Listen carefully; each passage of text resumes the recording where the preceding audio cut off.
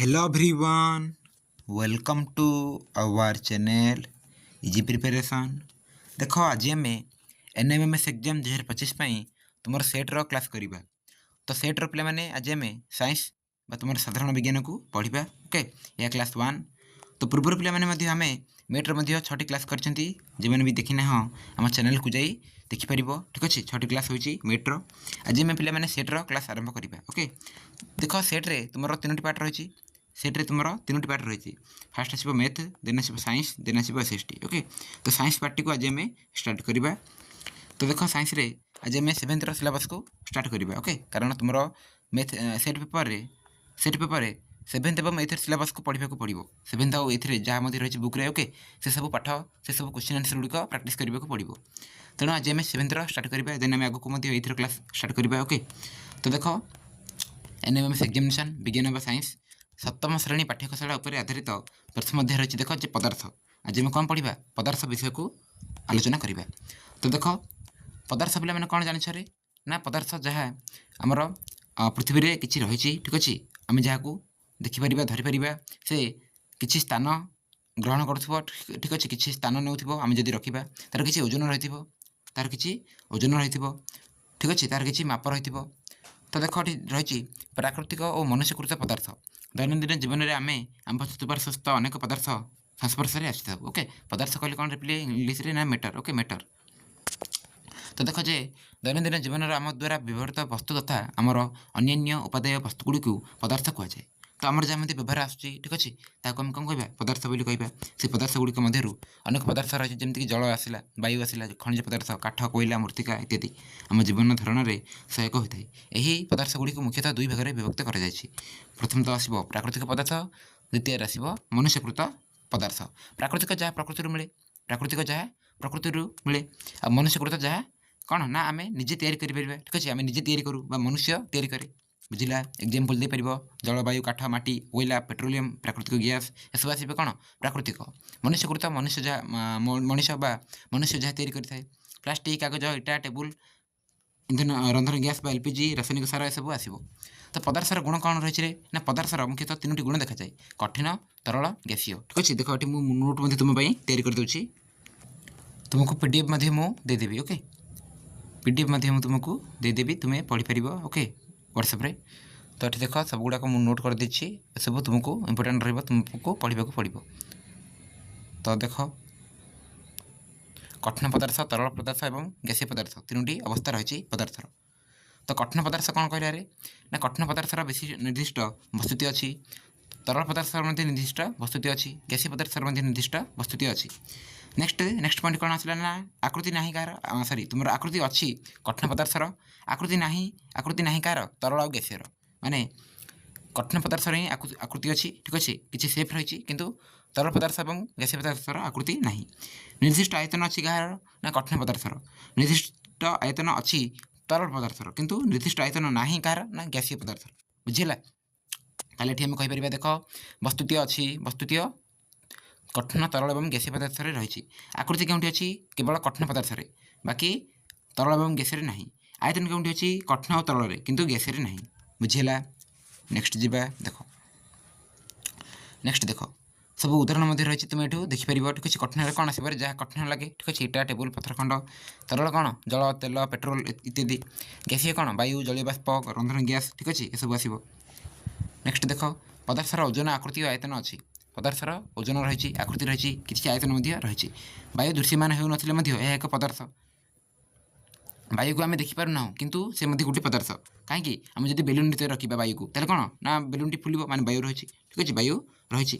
आम जो gas right, LPG gas right, से कौन ना वायु आकार में लिक्विड आकार रही। ठीक अच्छे, आम जो जालुं एलपीजी। ओके, देन देख नेक्स्ट रही पे देख जे पदार्थर विभिन्न अवस्था, कठिन अवस्था, तरल अवस्था जहाँ गैसीय अवस्था जहाँ आम पढ़िले। तो जलर भौतिक परिवर्तन में साधारणतः आम उपरोक्त 3 गोटी अवस्था देखा पाई था। जलर पे कौन हुए ना कठिन अवस्था रही, तरल अवस्था रही और गैसीय अवस्था रही। बुझला, कठिन अवस्था कौन आसो जलर बरफ, बरफ। नेक्स्ट तरल अवस्था कौन आसो जलर ना जलर जो ओके जल। ठीक अच्छे, पानी। आउ गैसीय अवस्था कौन आसो, गैसीय अवस्था कौन आसो ना बांफ। କ'ଣ ଆସିପାରେ ବାମ୍ଫ। ଓକେ ଠିକ୍ ଅଛି ଏହା ହିଁ ରହିଥିଲା ଏହାକୁ ମଧ୍ୟ ପଢ଼ିଥିବ। ନେକ୍ସଟ ଯାହା ଆମେ ପଢ଼ିଲେ ଓକେ ତାହା ହିଁ ଲେଖାଯାଇଛି। ନେକ୍ସଟ ଦେଖ ପଦାର୍ଥର ବିଭିନ୍ନ ଅବସ୍ଥାର ପଦାର୍ଥର ଗୁଣ ରହିଛି ନା ପଦାର୍ଥର କଠିନ ଅବସ୍ଥାରେ କ'ଣ ରହିଛି ଦେଖ ଗୁଣ। କଠିନ ଅବସ୍ଥାରେ ପଦାର୍ଥର ନିଜସ୍ୱ ଆକାର ଆୟତନ ବସ୍ତୁତ୍ୱ ଥାଏ। ଏହାକୁ ଯେଉଁଥିରେ ରଖିଲେ ମଧ୍ୟ ଏହା କିଛି ସ୍ଥାନ ଅଧିକାର କରେ। ଏଇଟା ପଥର କାଠ ଯାହା ଆମେ ପଢ଼ିଲେ ପୂର୍ବରୁ ନା କି। ପଦାର୍ଥର ତରଳ ଅବସ୍ଥାରେ କ'ଣ ହୁଏ ନା ତରଳ ଅବସ୍ଥାରେ ପଦାର୍ଥର ନିଜସ୍ୱ ଆୟତନ ଓ ବସ୍ତୁତ୍ୱ ଥାଏ କିନ୍ତୁ ନିର୍ଦ୍ଦିଷ୍ଟ ଆକୃତି ନଥାଏ ଯାହା ଆମେ ପୂର୍ବରୁ ପିଲାମାନେ ଭଲ ଭାବରେ ପଢ଼ିଛନ୍ତି ମଧ୍ୟ ଠିକ୍ ଅଛି। ନେକ୍ସଟ ଦେଖ ଏଠି କ'ଣ ଆସିପାରେ ନା ତରଳ ପଦାର୍ଥ ସର୍ବଦା ନିମ୍ନଗାମୀ ଠିକ୍। ତରଳ ପଦାର୍ଥ ଜଳ ହେଲା ତେଲ ହେଲା ପେଟ୍ରୋଲ ହେଲା ସବୁ କ'ଣ ହେବେ ନା ନିମ୍ନଗାମୀ ଠିକ୍ ଅଛି। ନିମ୍ନକୁ ବହିଯିବା ନିମ୍ନଗାମୀ କ'ଣରେ ନା ନିମ୍ନକୁ ବହିଯିବା ଠିକ୍ ଅଛି। ମାନେ କ'ଣ ଯେଉଁପଟେ ଟିକେ ଖାଲୁଆ ଜାଗା ଥିବ ଠିକ୍ ଅଛି ଟିକେ ଖାଲ ଥିବ ଗଡ଼ି ଆଣିଥିବ ତାହେଲେ କ'ଣ ହେବ ନା ବହିଯିବ। ଅର୍ଥାତ୍ ଏହା ସର୍ବଦା ଉଚ୍ଚରୁ ନିମ୍ନକୁ ପ୍ରଭାବିତ ହୁଏ। ନିମ୍ନଗାମୀର ଅର୍ଥ ହେଲା କ'ଣ ନା ଉଚ୍ଚରୁ ନିମ୍ନକୁ ପ୍ରଭାବିତ ହେବା ତାହା ହିଁ ନିମ୍ନଗାମୀ। ତେଲ ହେଲା ଜଳ ହେଲା କ୍ଷୀର ହେଲା। ଦେନ୍ ଗ୍ୟାସୀୟ ଅବସ୍ଥା କ'ଣ କହୁଛି ନା ଗ୍ୟାସୀୟ ଅବସ୍ଥାରେ ପଦାର୍ଥର କୌଣସି ନିର୍ଦ୍ଦିଷ୍ଟ ଆକାର ଓ ଆୟତନ ନଥାଏ ମାତ୍ର ବସ୍ତୁତି ଥାଏ କିଛି ଓଜନ ରହିଥାଏ। ସାମାନ୍ୟ ତାପ ଓ ଚାପର ତାରତମ୍ୟ ହେଲେ ଗ୍ୟାସୀୟ ପଦାର୍ଥର ଆୟତନର ହ୍ରାସ ବୃଦ୍ଧି ଘଟେ। ଗ୍ୟାସୀୟ ପଦାର୍ଥ ଗୁଡ଼ିକୁ ସର୍ବଦା ଆବଦ୍ଧ ପାତ୍ରରେ ରଖାଯାଏ। ଆବଦ୍ଧ ପାତ୍ରରେ ଆମେ ରଖିପାରିବା ଠିକ୍ ଅଛି। ଆବଦ୍ଧ ମାନେ କ'ଣ ଚାରିଆଡ଼ୁ ଘେରିକି ରହିଥିବ। ଗ୍ୟାସୀୟ ପଦାର୍ଥକୁ ଯେଉଁ ଆବଦ୍ଧ ପାତ୍ରରେ ରଖାଯାଏ ତାହା ସେହି ପାତ୍ର ମଧ୍ୟରେ ସମ୍ପୂର୍ଣ୍ଣ ରୂପେ ବ୍ୟାପିଯାଏ। ଅମ୍ଳଜାନ ହେଲା ଉଦ୍ଜାନ ହେଲା ଯବକ୍ଷାରଜାନ ଠିକ୍ ଅଛି ଚାରିଆଡ଼େ ପିଲାମାନେ ବ୍ୟାପିଯିବ ଠିକ୍ ଅଛି। ନେକ୍ସଟ ମନେ ରଖିବା ପାଇଁ ମଧ୍ୟ କିଛି ଇମ୍ପୋର୍ଟାଣ୍ଟ ଏଠି ତିନୋଟି ପଏଣ୍ଟ ରହିଛି।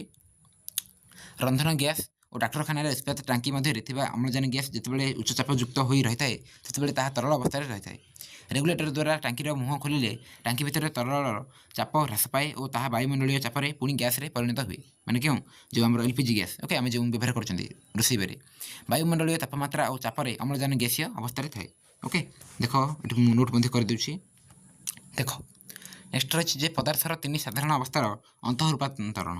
ଅନ୍ତଃରୂପାନ୍ତରଣ କ'ଣ କହିଛି ରେ ନା କଠିନ ପଦାର୍ଥ ଉତ୍ତପ୍ତ ହୋଇ ତରଳ ପଦାର୍ଥରେ ପରିଣତ ହୁଏ। ତରଳ ପଦାର୍ଥ ଉତ୍ତପ୍ତ ହୋଇ ଗ୍ୟାସୀୟ ପଦାର୍ଥରେ ପରିଣତ ହୁଏ। ଇମ୍ପୋର୍ଟାଣ୍ଟ ପଏଣ୍ଟ ଓକେ ଦେଖ କଠିନ ପଦାର୍ଥ କେମିତି ତରଳ ପଦାର୍ଥରେ ପରିଣତ ହେଉଛି ନା ତାପ ପ୍ରୟୋଗ ଦ୍ୱାରା ଠିକ୍ ଅଛି। ଆମେ ଯଦି ଗରମ କରିବା ତାପ ଦେବା ତାହେଲେ ହେଇପାରିବ। ପୁଣି ତରଳ ପୁଣି ଗ୍ୟାସୀୟ ମଧ୍ୟ ହେଇପାରିବ ସେଇ ତାପ ପ୍ରୟୋଗ ଦ୍ୱାରା। ନେକ୍ସଟ କ'ଣ କହିଲା ରେ ନା ଗ୍ୟାସୀୟ ପଦାର୍ଥ ଥଣ୍ଡା ହୋଇ ତରଳ ପଦାର୍ଥରେ ପରିଣତ ହୁଏ। ଗ୍ୟାସୀୟଟା କ'ଣ ହୁଏ ନା ଯଦି ଥଣ୍ଡା ହେଲା ତାହେଲେ ତରଳ ପଦାର୍ଥକୁ ଆସିଯିବ। ପୁଣି ତରଳ ପଦାର୍ଥ ଯଦି ଥଣ୍ଡା ହୁଏ ତାହେଲେ ପୁଣି କଠିନ ପଦାର୍ଥରେ ପରିଣତ ହୋଇପାରିବ ଠିକ୍ ଅଛି। ଏପାଇଁ ଶୀତଳୀକରଣ ବା ଥଣ୍ଡା ଆମେ କରିବାକୁ ପଡ଼ିବ। ପଦାର୍ଥର ଏହି ତିନୋଟି ଅବସ୍ଥାରେ ଗୋଟିକରୁ ଅନ୍ୟଟିକୁ ହେଉଥିବା ପରିବର୍ତ୍ତନକୁ ଅନ୍ତଃରୂପାନ୍ତରଣ କୁହାଯାଏ ଠିକ୍ ଅଛି। ଏହାକୁ ଆମେ କ'ଣ କହିବା ଅନ୍ତଃରୂପାନ୍ତରଣ କହିବା। ବୁଝିପାରିଲ। କଠିନ ପଦାର୍ଥ ଦେଖ କେମିତି ତାପ ପ୍ରୟୋଗ ଦ୍ୱାରା ତରଳ ପଦାର୍ଥକୁ ପୁଣି ତାପ ପ୍ରୟୋଗ ଦ୍ୱାରା ଗ୍ୟାସୀୟ ପଦାର୍ଥକୁ ଯାଏ। ସେଭଳି ଗ୍ୟାସୀୟ ପଦାର୍ଥ କେମିତି ତରଳ ପଦାର୍ଥକୁ ଆସେ ଶୀତଳୀକରଣ ବା ଥଣ୍ଡା ଦ୍ୱାରା ଓକେ ଥଣ୍ଡା ଦ୍ୱାରା ଲେଖିପାରିବ ଥଣ୍ଡା ବା ଶୀତ ଦ୍ୱାରା ଶୀତଳୀକରଣ ଦ୍ୱାରା। ତରଳରୁ ପୁଣି କଠିନକୁ ଆସିପାରିବ ପୁଣି ଥଣ୍ଡା କରିବା ଦ୍ୱାରା। କଠିନ ପଦାର୍ଥ ତରଳ ହେବା ପ୍ରକ୍ରିୟାକୁ ଗଳନ କୁହାଯାଏ। କଠିନ ପଦାର୍ଥ ଯେତେବେଳେ ତରଳ ହେଉଛି ଠିକ୍ ଅଛି ତରଳ ଅବସ୍ଥାକୁ ଆସୁଛି ତାହାକୁ ଆମେ ଗଳନ ବୋଲି କହିବା। ଗଳନ କହିବା। ଯେଉଁ ତାପମାତ୍ରାରେ କଠିନ ପଦାର୍ଥ ତରଳରେ ପରିଣତ ହୁଏ ତାକୁ ଗଳନାଙ୍କ କୁହାଯାଏ। ସେଭଳି ତରଳ ପଦାର୍ଥ କଠିନ ହେବା ପ୍ରକ୍ରିୟାକୁ ହିମାୟିତ କୁହାଯାଏ। ଯେଉଁ ତାପମାତ୍ରାରେ ତରଳ ପଦାର୍ଥ କଠିନରେ ପରିଣତ ହୁଏ ତାକୁ ହିମାଙ୍କ କୁହାଯାଏ। ଓକେ ଗଳନାଙ୍କ ଏବଂ ହିମାଙ୍କ ପଢ଼ିବ। ନେକ୍ସଟ ତରଳ ପଦାର୍ଥ ବାଷ୍ପ ହେବା ପ୍ରକ୍ରିୟାକୁ ସ୍ଫୁଟନାଙ୍କ କୁହାଯାଏ। ଯେଉଁ ତାପମାତ୍ରାରେ ତରଳ ପଦାର୍ଥ ବାଷ୍ପରେ ପରିଣତ ହୁଏ ତାକୁ ସ୍ଫୁଟନାଙ୍କ କୁହାଯାଏ ଠିକ୍ ଅଛି। ଯେଉଁ ତାପମାତ୍ରା ଆବଶ୍ୟକ ହେଉଛି ତାକୁ କ'ଣ କହିବା ସ୍ଫୁଟନାଙ୍କ। ଓକେ ଆଉ ସ୍ଫୁଟନ କ'ଣ ନା ତରଳ ପଦାର୍ଥ ବାଷ୍ପ ହେବା ପ୍ରକ୍ରିୟାକୁ ସ୍ଫୁଟନ କହିବା। ଆଉ ଯେଉଁ ତାପମାତ୍ରା ଦରକାର ପଡ଼ୁଛି ସେ ତାପମାତ୍ରାକୁ କ'ଣ କହିବା ନା ସ୍ଫୁଟନାଙ୍କ କହିବା। ବୁଝିପାରିଲ ମନେ ରଖିପାରିବ ଓକେ ଏହାକୁ ପଢ଼ିବ। ଦେନ୍ ଦେଖ ଏଠି ଭଲ ଭାବରେ ଦିଆଯାଇଛି ଓକେ। ତ ଏଠି କଠିନରୁ ଦେଖ ରହିଛି ଓକେ କଠିନ ପଦାର୍ଥ ଏଠି ରହିଛି। ଦେନ୍ ଏଠି ରହିଛି ତରଳ ପଦାର୍ଥ ଦେନ୍ ଉପରେ ରହିଛି ଗ୍ୟାସୀୟ ପଦାର୍ଥ ଓକେ। ନେକ୍ସଟ ଦେଖ ଯାହା ଆମେ ପଢ଼ିଲେ ଠିକ୍ ଅଛି ତାକୁ ଭଲ ଭାବରେ ଏଠି ଲେଖାଯାଇଛି ଓକେ। ପଢ଼ିଲା ପରେ ତୁମେ ଏହାକୁ ବୁଝିପାରିବ। ଦେନ୍ ଦେଖ ଜଳକୁ ଉତ୍ତପ୍ତ କଲେ ତାହା 100 ଡିଗ୍ରୀ ସେଲସିୟସ୍ ତାପମାତ୍ରାରେ ବାଷ୍ପରେ ପରିଣତ ହୁଏ।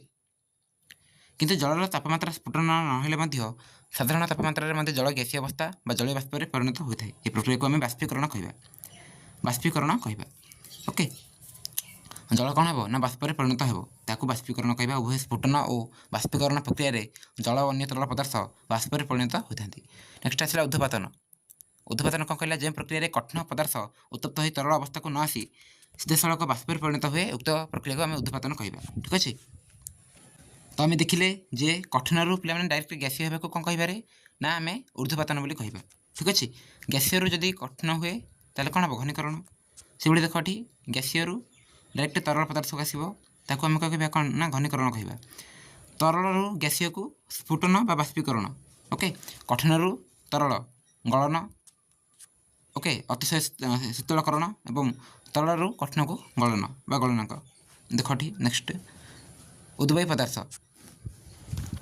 पदार्थ कौन कौच जो कठिन पदार्थ उत्तप्त हो सीधा सड़क सीधा बाष्प परिणत हुए से बाष्प ठंडा हो पुनर्बार कठिन पदार्थ परिणत हुए ताको उद्वायी पदार्थ कहवा जमीक गंधकर्पूर आयोडीन एमोनिया क्लोराइड इत्यादि तो कौन कहले ना कठिन पदार्थ उत्तप्त हो सीधा बाष्प परिणत हुए ठीक अच्छे तरल को न जाई सीधा बाष्प परिणत हुए ये लिखिदेव ये देख मुझे लिखिदे ओके कठिन सीधा ग्यासीय ओके कठिन सीधा ग्यासीय अवस्था को जो चली जाए ओके गंधकर्पूर आम व्यवहार कर रईट गंधकर्पूर जो आलती व्यवहार हुए रईट पदार्थर गठन कौन रही है पदार्थर गठन कौच देख प्रत्येक पदार्थ केते गुड़िए कणिकार गठित ठीक अच्छे छोट कणिका को नहीं आम पदार्थ गठित ठीक अच्छे कणिका गुड़िक मध्य एक प्रकार आकर्षण बल रही आकर्षण मान कौन रे आकर्षण बल ना परस्पर को टाणी बल ठीक अच्छे निर्दिष्ट पदार्थर तीन अवस्था कणिका गुड़िक मध्य आकर्षण बलर परिमाण सामान नुहे तीन जाक ओके तीन जाक अवस्था जो रही कणिका गुड़िकर ठीक अच्छे कणिका गुड़िकर जो आकर्षण बल सामान नुहे कणिका गुड़िक मध्य किसी शून्य स्थान थाए और कणिका गुड़िक निर्दिष्ट रूप से सज्जित था कणिका गुड़िक मध्य कौन रे जो आम कणिका गुड़िक शून्य स्थान रही है ठीक अच्छे कणिका मान मध्य आउ निर्दिष्ट रूप से सज्जित होता राइट गोटे प्रकार ये आसवे सिक्वेन्स आसवे ओके नेक्स्ट देख ये ओके फिगर आम देखा देन देख नेक्स्ट कौन देखिए देख ये पॉइंट रे ओके पदार्थर गठन रे ना कणिका गुड़िक मध्य किसी शून्य स्थान थाए कणिका गुड़िक निर्दिष्ट रूप से सज्जित था पदार्थर कठिन तरल और ग्यासीय अवस्था तार कणिका मध्य आकर्षण बल भिन्न भिन्न होती से मध्य शून्य स्थान परिमाण और कणिका गुड़िकर सजा भिन्न भिन्न होता है कठिन तरल और ग्यासीय अवस्था तार कणिका मध्य आकर्षण बल ठीक अच्छे आकर्षण जो बल रही भिन्न भिन्न होती कौन हो ना शून्य स्थान जो खाली स्थान ओके परिमाण और कणिका गुड़िकर सजा भिन्न भिन्न होता है कठिन अलग तरल अलग ग्यासीय अलग ओके आम आग को देखा कणिका गुड़िक मध्य शून्य स्थान परिमाण आकर्षण बल और कणिका गुड़िकर सजाशैली ही पदार्थर कठिन तरल और ग्यासीय अवस्था निर्धारण करे आम केमी जाना जे यह कठिन यह तरल यह ग्यासीय ना कणिका गुड़िक मध्य शून्य स्थान परिमाण आकर्षण बल और कणिका गुड़िकर सजाशैली ही यह जन ओके यह द्वारा आम जापर कठिन पदार्थर गठन आसला ओके कठिन पदार्थ केमती तैयारी गठन तार रही देख कठिन पदार्थर कणिका गुड़िक मध्य शून्य स्थान परिमाण सब कम तो टी कौन है ना शून्य स्थानटा जो रही ओके खाली स्थान कम रही मैंने ये टाइप ठीक अच्छे पूरा लगी रही पूरा लगी रही ठीक अच्छे ये टाइप किसी रही फिगर मध्य रही मुझे देखी कणिका गुड़िक मध्य तीव्र आकर्षण बल थी जो सेगुड़िक परस्पर दृढ़ भाव बांधि हुई रही था मैंने ये बिल्कुल शून्य स्थान न था ठीक अच्छे गोटे प्रकार सज्जित हो रही था आउ पूरा तीव्र भाव कौन ना बांधि होगी रही था ओके पूरा लगी रही था आकृति और आयतन प्राय स्थिर अटे आकृति और आयतन कौन आसो ना पूरा स्थिर अटे ओके आम जो कठिन पदार्थ को नुआ आकृति दे पारे ओके ताको भांगा पड़ो जो नुआ आकृति देवा ओके किंतु तरल रही पार गैस रही पार यहाँ ओके यहाँ को आम कहे आउ टे बड़ करवा ठीक अच्छे आउ टे गोल करवा हो कि ना भांगा पड़ो एमती ना नेक्स्ट पदार्थर किसी अंश पृथक करने बल प्रयोग करने पड़ता है जब किसी अंश जब कौन करवा अलग करवा ओके पृथक कहले अलग तो जब आम अलग अलग करवा ताले कौन हम ना भांगा पड़ो बल प्रयोग करने पड़ो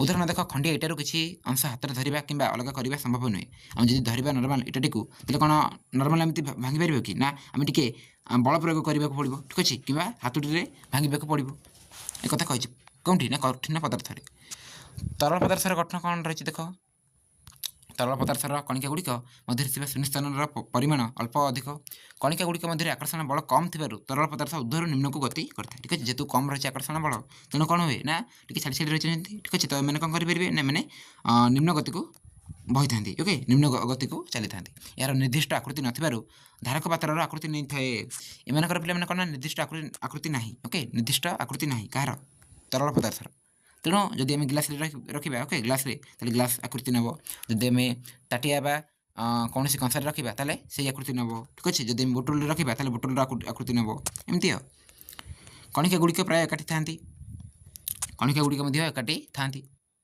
ପଦାର୍ଥରୁ କିଛି ଅଂଶ ସହଜରେ ପୃଥକ କରି ହୁଏ। ଆମେ ଅଲଗା ମଧ୍ୟ କରିପାରୁଛନ୍ତି ନା କି ଜଳକୁ କ'ଣ ଅଲଗା କରିପାରିବା ଠିକ୍ ଅଛି। ଗୋଟେ ଗ୍ଲାସ୍ରେ ଜଳ ନେବା ଆଉ ଗୋଟେ ଗ୍ଲାସ୍କୁ ମଧ୍ୟ ତାକୁ କ'ଣ କରିପାରିବା ଆଣିପାରିବା ଅଧା ଆଣିପାରିବା ଠିକ୍ ଅଛି। ଏମିତି ପାତ୍ରରେ ଥିବା ଜଳରୁ କିଛି ଜଳ ହାତରେ କାଢ଼ି ହୁଏ। ଦେଖ ଏଠି ଯେଉଁ ରହିଛି ଏସବୁ କଣିକା ଗୁଡ଼ିକ ଠିକ୍ ଅଛି। ଏସବୁ କଣିକା ଗୁଡ଼ିକ କେମିତି ରହିଥାନ୍ତି ଇଏ ହେଉଛି କଠିନର ଠିକ୍ ଅଛି। ଇଏ ହେଉଛି ତରଳର ଇଏ ହେଉଛି ଗ୍ୟାସୀୟ ପଦାର୍ଥର। ଗ୍ୟାସୀୟରେ ତ ଅଧିକ ଫାଙ୍କା ଥାଏ ଠିକ୍ ଅଛି ଅଧିକ ଶୂନ୍ୟ ସ୍ଥାନ ରହିଥାଏ ଠିକ୍ ଅଛି। ସବୁ କଣିକା ଗୁଡ଼ିକ ଏପଟ ସେପଟ ହୋଇକି ରହିଥାନ୍ତି ସେମିତି କିଛି ସଜେଇ ହୋଇ ରହିନଥାନ୍ତି ଓକେ। ଆଉ ଶୂନ୍ୟ ସ୍ଥାନ ମଧ୍ୟ ଅଧିକ ରହିଥାଏ। ନେକ୍ସଟ ଯିବା ଗ୍ୟାସୀୟ ପଦାର୍ଥର ଗଠନକୁ। କ'ଣ କହିଲା ଗ୍ୟାସୀୟ ପଦାର୍ଥର କଣିକା ଗୁଡ଼ିକ ମଧ୍ୟରେ ଥିବା ଶୂନ୍ୟ ସ୍ଥାନର ପରିମାଣ ସବୁଠାରୁ ଅଧିକ। କଣିକା ଗୁଡ଼ିକ ମଧ୍ୟରେ ପାରସ୍ପରିକ ଆକର୍ଷଣ ବଳ ଅତି କମ୍ ହୋଇଥିବାରୁ ସେଗୁଡ଼ିକ ପରସ୍ପର ଠାରୁ ମୁକ୍ତ ଭାବରେ ଥାନ୍ତି। ତରଳ ପଦାର୍ଥର ନିର୍ଦ୍ଦିଷ୍ଟ ଆକୃତି ଓ ଆୟତନ ନଥାଏ। ଏହା ଖୋଲା ପାତ୍ର ବାହାରକୁ ଚାଲି ଯାଉଥିବାରୁ ଏହାକୁ ଆବଦ୍ଧ ପାତ୍ରରେ ରଖାଯାଏ ଠିକ୍ ଅଛି। ପଦାର୍ଥରୁ କିଛି ଅଂଶ ଅତି ସହଜରେ ପୃଥକ କରି ହୁଏ। କିଛି ଧୂଆଁକୁ ଆମେ ହାତ ମୁଠା ଭିତରେ ରଖିଲେ କିଛି ସମୟ ପରେ କ'ଣ ହେବ ତାହା ବାହାରିଯାଏ। କାହିଁକି ନା ଖାଲି ସ୍ଥାନ ଦେଖିକି ସେମାନଙ୍କର ଯେଉଁ କଣିକା ଗୁଡ଼ିକ ପିଲାମାନେ ମୁଭ୍ କରନ୍ତି ଓକେ। କଣିକା ଗୁଡ଼ାକ ମୁଭ୍ କରନ୍ତି କାରଣ ସେମାନଙ୍କ ପାଖରେ ସେମିତି ଯେଉଁ ଆକର୍ଷଣ ବଳ ନଥାଏ ତେଣୁ ମୁଭ୍ କରନ୍ତି ଓକେ। ମୁଭ୍ କରିକି ସେମାନେ କ'ଣ କରିବେ ନା କେମିତି ହେଲେ ବାହାରିଯିବେ। ବାୟୁକୁ କ'ଣ ଆମେ ରଖିପାରିବେ କି ହାତରେ ନା କିନ୍ତୁ ଆମେ ତାକୁ ଆବଦ୍ଧ ଠିକ୍ ଅଛି ପୁରା ଆବଦ୍ଧରେ ରଖିପାରିବା କୌଣସି କଭର ପୁରା ଓକେ। କଭର ପୁରା ଇଏରେ ଯେମିତିକି ବକ୍ସ ହେଲା ଠିକ୍ ଅଛି। ବକ୍ସ ହେଲା କିମ୍ବା ଘୋଡ଼ଣୀରେ ଆମେ ଘୋଡ଼େଇକି ଠିକ୍ ଅଛି ଆମର ଇଏ ରହିଥିବ ଠିକ୍ ଅଛି କିଛି ଜିନିଷ ରାଇଟ୍ ତାକୁ ଆମେ ଘୋଡ଼ଣୀରେ ଘୋଡ଼େଇ ହେଲା ବକ୍ସରେ ହେଲା ଠିକ୍ ଅଛି ରଖିପାରିବା। ବେଲୁନ୍ ମଧ୍ୟ ରଖୁଛନ୍ତି। ବେଲୁନ୍ ମଧ୍ୟ ରଖିଲେ କ'ଣ ହେଉଛି ବେଲୁନ୍ ଭିତରେ ନା ତାକୁ ପୁଣି ବନ୍ଦ କରିବାକୁ ପଡ଼ିବ ତାହେଲେ ତ ବାୟୁଟା ରହିବ। ଯଦି ଆମେ ଖୋଲା ରଖିଦେବା ତାହେଲେ ପୁଣି ବାୟୁଟା ବାହାରିକି ଚାଲିଯିବ କାରଣ ସେମାନଙ୍କର ଯେଉଁ ପାର୍ଟିକଲ୍ ଗୁଡ଼ାକ ଠିକ୍ ଅଛି ପାର୍ଟିକଲ୍ ବା କଣିକା ଗୁଡ଼ାକ ମୁଭ୍ କରନ୍ତି। ନେକ୍ସଟ ଥିଲା ଦେଖ ଯେ ପଦାର୍ଥର ଶ୍ରେଣୀ ବିଭାଗ। ପଦାର୍ଥର କ'ଣ ରହିଛି ଶ୍ରେଣୀ ବିଭାଗ ଆମେ ଏବେ ପଢ଼ିବା। ପଦାର୍ଥର ଭୌତିକ ଅବସ୍ଥା ଦୃଷ୍ଟିକୋଣରୁ ପଦାର୍ଥକୁ ତିନି ଭାଗରେ ବିଭକ୍ତ କରାଯାଏ। କଠିନ ଅବସ୍ଥା ତରଳ ଅବସ୍ଥା ଗ୍ୟାସୀୟ ଅବସ୍ଥା ଯାହା ଆମେ ପଢ଼ିକି ଆସିଛନ୍ତି। କିନ୍ତୁ ପଦାର୍ଥ ଗୁଡ଼ିକୁ ସେମାନଙ୍କର ରାସାୟନିକ ସଂରଚନା ଅନୁଯାୟୀ ତିନି ଭାଗରେ ବିଭକ୍ତ କରାଯାଇଛି ଓକେ। ଭୌତିକ ଏଇଟା ମନେ ରଖ ପିଲାମାନେ ଭୌତିକ ଅବସ୍ଥା ଦୃଷ୍ଟିକୋଣରୁ ତିନି ଭାଗରେ ଠିକ୍ ଅଛି। ରାସାୟନିକ ସଂରଚନା ଅନୁଯାୟୀ ତିନି ଭାଗରେ ମୌଳିକ ଯୌଗିକ ଓ ମିଶ୍ରଣ। ଯେଉଁ ପଦାର୍ଥ ଗୁଡ଼ିକରେ କେବଳ ଗୋଟିଏ ପ୍ରକାର କଣିକା ଥାଏ ସେଗୁଡ଼ିକୁ ବିଶୁଦ୍ଧ ପଦାର୍ଥ କୁହାଯାଏ। ବିଶୁଦ୍ଧ ପଦାର୍ଥ ମଧ୍ୟ କ'ଣ ତୁମେ ଏଠି ଦେଖ ମୌଳିକ ଓ ଯୌଗିକ ଏହି ପ୍ରକାର ବିଶୁଦ୍ଧ ପଦାର୍ଥ। ଯେଉଁ ପଦାର୍ଥ ଗୁଡ଼ିକରେ ଏକରୁ ଅଧିକ ପ୍ରକାର କଣିକା ଥାଏ ସେଗୁଡ଼ିକୁ ମିଶ୍ର ପଦାର୍ଥ କୁହାଯାଏ ଠିକ୍ ଅଛି। ବିଶୁଦ୍ଧ ପଦାର୍ଥ ଏବଂ ମିଶ୍ର ପଦାର୍ଥ ତୁମେ ଏଠୁ ଜାଣିପାରିଲ। ମୌଳିକ ମୌଳିକ ମୌଳିକ ଯୌଗିକ ଯୌଗିକ ଯୌଗିକ ମିଶ୍ର ପଦାର୍ଥ। ମୌଳିକ ପଦାର୍ଥର ପ୍ରକାର ଭେଦ ଦେଖ ସମଜାତୀୟ ପରମାଣୁ ବିଶିଷ୍ଟ ପଦାର୍ଥକୁ ମୌଳିକ କୁହାଯାଏ। ଯେଉଁଥିରୁ ଯେକୌଣସି ବୈଜ୍ଞାନିକ ପଦ୍ଧତି ଅବଲମ୍ବନ କଲେ ମଧ୍ୟ ଅନ୍ୟ କୌଣସି ସରଳତମ ପଦାର୍ଥ ମିଳେ ନାହିଁ ଠିକ୍ ଅଛି। ବୈଜ୍ଞାନିକ ପଦ୍ଧତି ଦ୍ୱାରା ମଧ୍ୟ କ'ଣ ହେବ ନା ଅନ୍ୟ କିଛି ମଧ୍ୟ ସେମିତି ସରଳତମ ଠିକ୍ ଅଛି କିଛି ଚେଞ୍ଜେସ୍ ଜଣାପଡ଼ିବ ନାହିଁ ତାକୁ ଆମେ ମୌଳିକ କହିବା। ଦେଖ ଏଠି ଏଲିମେଣ୍ଟସ୍ ମଧ୍ୟ ଆମେ କହୁ ରାଇଟ୍ ଲୁହା ଆଲୁମିନିୟମ୍ ସୁନା ଅଙ୍ଗାରକ ଗନ୍ଧକ ରାଇଟ୍ ଏସବୁ। ମୌଳିକ ଗୁଡ଼ିକୁ ସେମାନଙ୍କ ଗୁଣ ଅନୁଯାୟୀ ମୌଳିକ ତିନି ପ୍ରକାର ଧାତୁ ଅଧାତୁ ଆଉ ଉପଧାତୁ। ଧାତୁ ଆସିବ ଅଧାତୁ ଆସିବ ଉପଧାତୁ ଆସିବ ଠିକ୍ ଅଛି। ମେଟାଲ ନନ୍ ମେଟାଲ ରାଇଟ୍ ତୁମେ ପଢ଼ିଥିବ ମଧ୍ୟ। ଦେଖ ଏଠି ଧାତୁ ଆସିବ କ'ଣରେ ନା ଉଦାହରଣରେ ସୁନା ରୂପା ତମ୍ବା ଠିକ୍ ଅଛି ଆଲୁମିନିୟମ୍ ଲୁହା ଦସ୍ତା ସୀସା ଇତ୍ୟାଦି। ତ କଠିନ ଧାତୁ ଓ ପାରଦ ମଧ୍ୟ ଗୋଟେ ତରଳ ଧାତୁ ଏହାକୁ ମଧ୍ୟ ଗୋଟେ ମନେ ରଖ ଠିକ୍ ଅଛି ଯେ ଡେସ୍ ଏକ ତରଳ ଧାତୁ ମଧ୍ୟ ପଚାରେ ପରୀକ୍ଷାରେ ତ ପାରଦ ହେଇଯିବ ଏଠି ଆନ୍ସର୍ ଓକେ ଉତ୍ତର ହେଇଯିବ ପାରଦ। ପାରଦ ମଧ୍ୟ କ'ଣ ଆସିପାରେ ନା ଗୋଟେ ତରଳ ଧାତୁ ଆସିବ। ସେ ଧାତୁ ହେଲେ ମଧ୍ୟ ସେ ତରଳ ଅବସ୍ଥାରେ ରହିଥାଏ କିନ୍ତୁ ବାକି ସବୁ କଠିନ ଅବସ୍ଥାରେ ହିଁ ଥାନ୍ତି। ନେକ୍ସଟ ଦେଖିବା ନେକ୍ସଟ ଭୌତିକ ଧର୍ମ କ'ଣ ରହିଛି ଦେଖ ଏଠି ଦେଖ ଆଉ ଗୋଟେ ପଏଣ୍ଟ। ଆଜି ସୁଦ୍ଧା 115ଟି ମୌଳିକ ଆବିଷ୍କୃତ ହୋଇଛି ଓକେ। 115 ନୁହଁ 118 ମଧ୍ୟ ହେଲାଣି ଓକେ। ତ 118ଟି ଆବିଷ୍କୃତ ହୋଇଛି। ଏଗୁଡ଼ିକ ମଧ୍ୟରୁ 28ଟି ମୌଳିକ ପ୍ରାକୃତିକ ଓ 27ଟି ମୌଳିକ ପରୀକ୍ଷାଗାରରେ ପ୍ରସ୍ତୁତ ମନୁଷ୍ୟକୃତ ଠିକ୍ ଅଛି। 28ଟି ଆମେ କ'ଣ କରିପାରିବା ନା ମୌଳିକ ବା ପ୍ରାକୃତିକ ନ୍ୟାଚୁରାଲ କିନ୍ତୁ ବାକି ଆମେ କ'ଣ ନା ଆମେ ପରୀକ୍ଷାଗାରରେ ଠିକ୍ ଅଛି ପରୀକ୍ଷାଗାରରେ ମଣିଷ ନିଜେ ତିଆରି କରେ। ଭୌତିକ ଧର୍ମ କ'ଣ ଆସିଲା ଧାତୁର ଭୌତିକ ଧର୍ମ ଗୁଡ଼ିକ ହେଉଛି ଧାତୁକୁ ବାଡ଼େଇ ଚେପ୍ଟା କରାଯାଇପାରେ କିମ୍ବା ଟାଣି ସେଥିରୁ ତାର ତିଆରି କରାଯାଇପାରେ। ଧାତୁ ତାପ ଓ ବିଦ୍ୟୁତ ସୁପରିବାହୀ ରାଇଟ୍ ଆମର କରେଣ୍ଟ ମଧ୍ୟ ପାସ୍ ହୁଏ। ଧାତୁକୁ ଉତ୍ତପ୍ତ କଲେ ସହଜରେ ତରଳେ ନାହିଁ। ଯଦି ଆମେ ଉତ୍ତପ୍ତ କରିବା ଗରମ କରିବା ତାହେଲେ ମଧ୍ୟ ସହଜରେ ମଧ୍ୟ କ'ଣ ନା ସେ ତରଳିବ ନାହିଁ ବହୁତ ସମୟ ଲାଗିବ। ରାସାୟନିକ ଧର୍ମ କ'ଣ କହିଲା ରାସାୟନିକ ଧର୍ମ କ'ଣ କହିଲା ରେ ଦେଖ ଏଠି ଧାତୁ ଅଧାତୁ ସହ ରାସାୟନିକ ପ୍ରତିକ୍ରିୟା କରି ନୂତନ ଯୌଗିକ ସୃଷ୍ଟି କରେ ଓକେ। ଧାତୁ କ'ଣ ନା ଅଧାତୁ ସହିତ ଯଦି ରାସାୟନିକ ପ୍ରତିକ୍ରିୟା କରିବ ତାହେଲେ ନୂତନ ଯୌଗିକକୁ ସୃଷ୍ଟି କରିବ। ନେକ୍ସଟ ଆସିଲା ଦେଖ ଯେ ଅଧାତୁ ଉଦାହରଣ କ'ଣରେ ତୁମର ଅଙ୍ଗାରକ ଆସିଲା ଗନ୍ଧକ ଆସିଲା ଫସ୍ଫରସ୍ ଆସିଲା ଇତ୍ୟାଦି।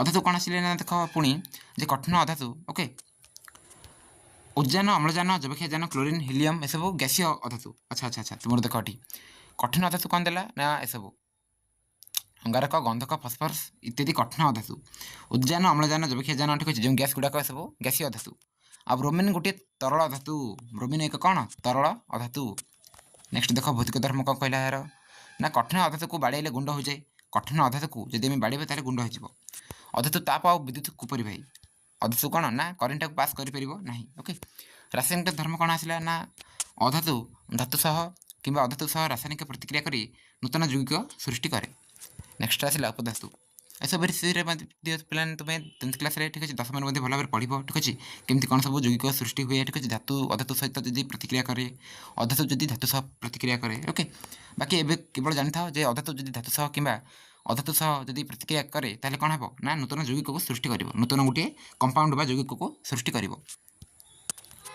उपधातु कौन आसला जो केतक मौलिक उभय धातु अधातुर गुण देखा सेगुड़ी को उपधातु कहती बोरोन आसला सिलिकन आसला आर्सेनिक इत्यादि ओके तो पे जो मौलिक गुड़िकर पुणी पुणी कौन अच्छे ना पुणी अच्छे पे सिंबल रही ओके संकेत रही संकेत रही ए संकेत परीक्षा पचारे ओके तुम कह सर संकेत जब पचारे आमको संकेत पढ़ातु मुझे आगे को पढ़ेबी ओके देख नेक्स्ट प्राकृतिक मौलिक और भूत्वक भूत्वकर 99 भाग बा 99 भाग 10टी मौलिक को नहीं गठित तो कौन से 10टी ना ये देख केते परसेंट कौन रही ओके अम्लजान अधिक रही अम्लजान सिलिकन आसो देन आसो आलुमिनियम देन आसो लुहा देन आसो cobalt then sodium potassium magnesium titanium उद्यान और अन्य मौलिक ठीक अच्छे एसबू को भल भाव पढ़ ओके मुझे नोट कर देछि प्रत्येक सजीव वस्तु साधारणतः 4टी मौलिक अधिक परिमाण थे 4टी मौलिक अधिक परिमाण थाए कौन रे ना अंगारक उद्यान अम्लजान एवं जैविकजान नेक्स्ट आसला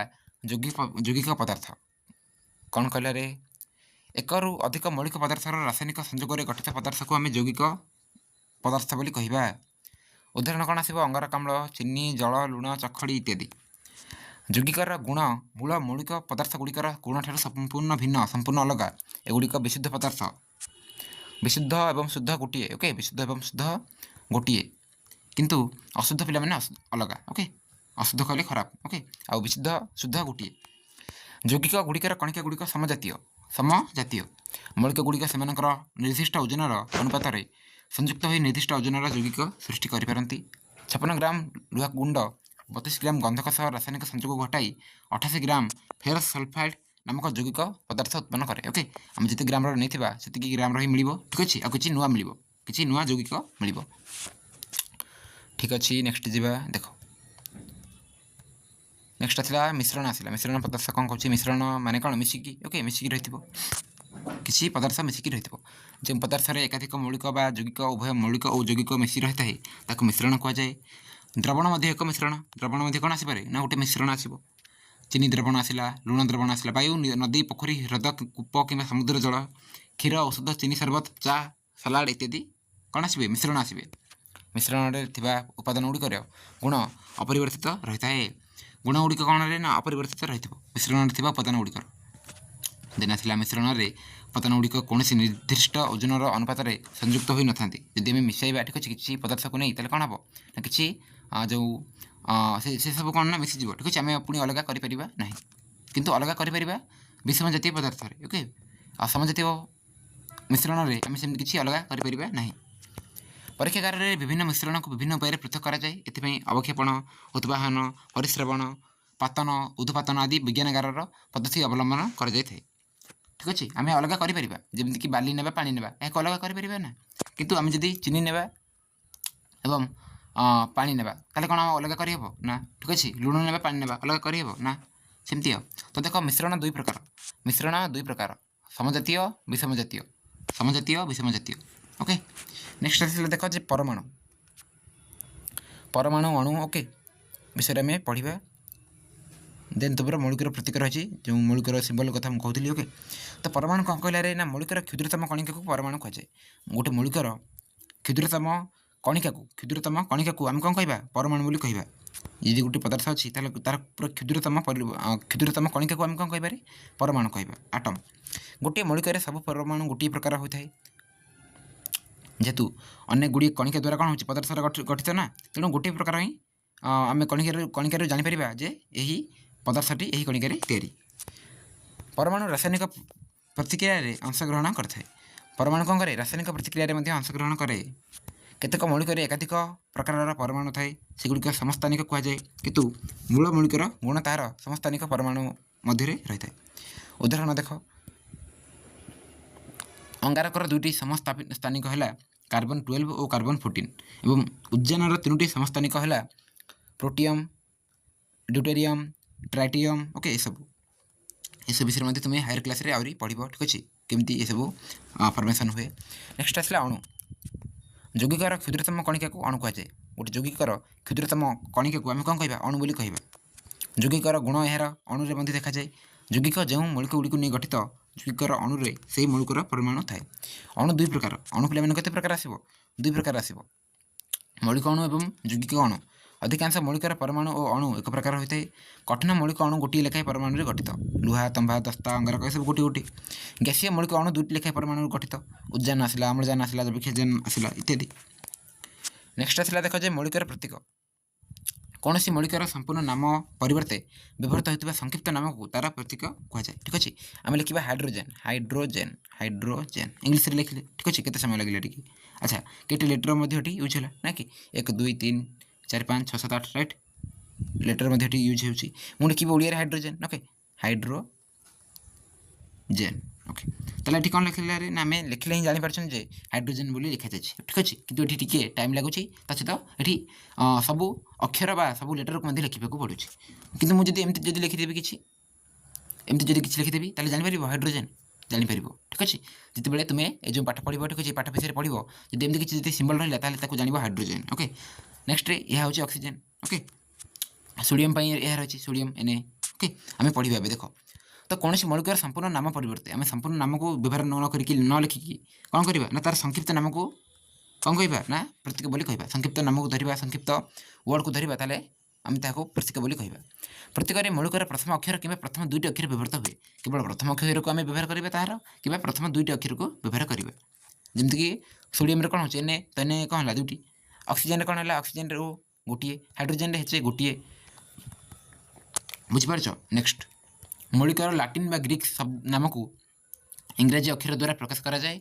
प्रतीकर मौलिकर नाम जानी हुए प्रतीकटी से मौलिकर गोटे परमाणु को बुझाए। देख ये मौलिक देती प्रतीक देती उज्जान बा हाइड्रोजेन हेचे सोडियम बा नाइट्रम एन ओके सोडियम तुम कह सार सोडियम तो एमती किंतु कौन धरा जाए ना तार लाटिन शब्द को धरा जाए लाटिन शब्द रू ही तार जो इंग्लीश रे लिखागला लाटिन शब्द को तार प्रथम दुईटी अक्षर को धरागला ठीक है। तुम सोडियम को एसबू कहते हेनी ओके सोडियम को नाइट्रम कहुए नाइट्रम रू एन आसमती देख जब जान नाइट्रोजेन नाइट्रोजेन रू एन आसी पोटासियम बा कैलियम ओके पोटासियम कौन लाटिन शब्द कैलियम ओके ये देख लिखा जाए मौलिक लाटिन बा ग्रीक नाम को इंग्राजी अक्षर द्वारा प्रकाश कर ही तार प्रतीक को दी जाए।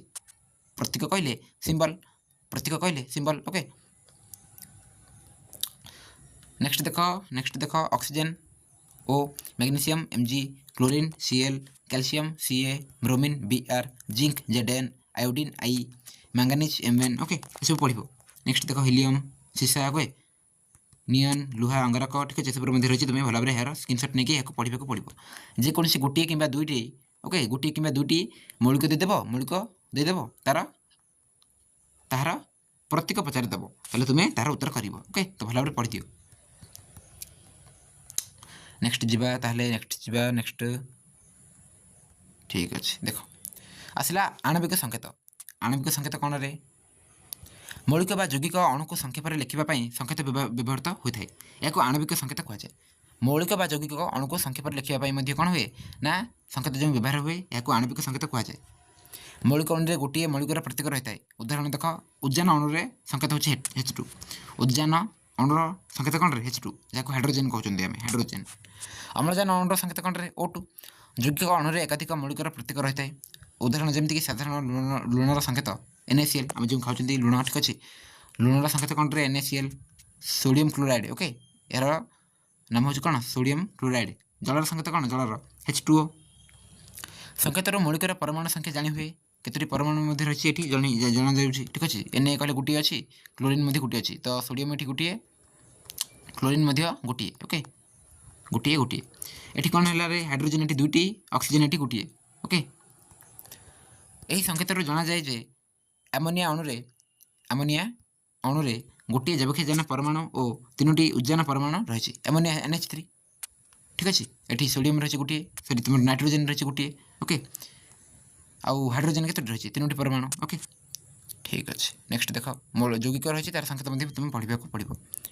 ଯୌଗିକ ତାହାର ସଂକେତ, ଜଳର H2O, ଅଙ୍ଗାରକାମ୍ଳର CO2, ରାଇଟ୍, ସୋଡ଼ିୟମ୍ ହାଇଡ୍ରୋକ୍ସାଇଡ଼୍ର ବା କଷ୍ଟିକା ସୋଡ଼ାର NaOH, ପଟାସିୟମ୍ ହାଇଡ୍ରୋକ୍ସାଇଡ଼୍ର KOH। ଓକେ, ଏସବୁ ପଢ଼ିଥିବା ଏସବୁକୁ। ନେକ୍ସଟ ଯିବା, ଦେଖ ତୁମର ନେକ୍ସଟ କ୍ଲାସ୍ରେ ଓକେ ଆମେ କ'ଣ କରିବା? MCQ କରିବା। ଓକେ, ନେକ୍ସଟ କ୍ଲାସ୍ରେ। ତାହେଲେ ଆଜି ଆମେ କ'ଣ ପଢ଼ିଲେ ନା, ଆଜି ଆମେ 7th ବିଜ୍ଞାନର ବା ସାଇନ୍ସର ତୁମର ଚାପ୍ଟର 1କୁ ଆମେ କମ୍ପ୍ଲିଟ୍ କଲେ। ଓକେ, ପଦାର୍ଥ ରହିଥିଲା, ପଦାର୍ଥ। ନେକ୍ସଟ କ୍ଲାସ୍ରେ ଆମେ କ'ଣ କରିବା ନା, ଏହାର MCQ କିଛି କରିବା, ଦେନ୍ ଆଗକୁ ଅନ୍ୟ ସବୁ ପାଠଗୁଡ଼ିକ ଭଲ ଭାବରେ ପଢ଼ିବା, ବୁଝିବା। ଠିକ୍ ଅଛି। ପରୀକ୍ଷା ଆଗରୁ ମଧ୍ୟ ତୁମର ଆମେ କ'ଣ କରିବା ନା, ସିଲେବସ୍ ସାରିବାକୁ ମୁଁ ଟ୍ରାଏ କରିବି। ଓକେ, ଆଉ ଆମକୁ NMMS କ୍ରାକ୍ କରିବାର ଅଛି। NMMS 2025 କ୍ରାକ୍ କରିବାର ଅଛି। ଓକେ, ତ ତୁମେ କେଉଁ ଡିଷ୍ଟ୍ରିକ୍ଟରୁ ଦେଖୁଛ, ତୁମ ନେମ୍ କ'ଣ ମଧ୍ୟ ମୋତେ କମେଣ୍ଟ ବକ୍ସରେ କହିକି ଯିବ। ଓକେ, ଏହାର PDF ମଧ୍ୟ ତୁମକୁ ଟେଲିଗ୍ରାମ, ହ୍ୱାଟ୍ସଆପ୍ ଗ୍ରୁପ୍, ଓକେ, ଟେଲିଗ୍ରାମରେ ହେଲା, ହ୍ୱାଟ୍ସଆପ୍ ଗ୍ରୁପ୍ ହେଲା, ତୁମକୁ ମିଳିଯିବ। ଓକେ, ଲିଙ୍କ୍ ଯଦି ଦରକାର ତାହେଲେ ମୋତେ କମେଣ୍ଟ ବକ୍ସରେ କହିବ। ଭିଡ଼ିଓ ଏଣ୍ଡ୍ କରିବା, ପୁଣି ନେକ୍ସଟ କ୍ଲାସ୍ରେ ମିଶିବା। Thank you.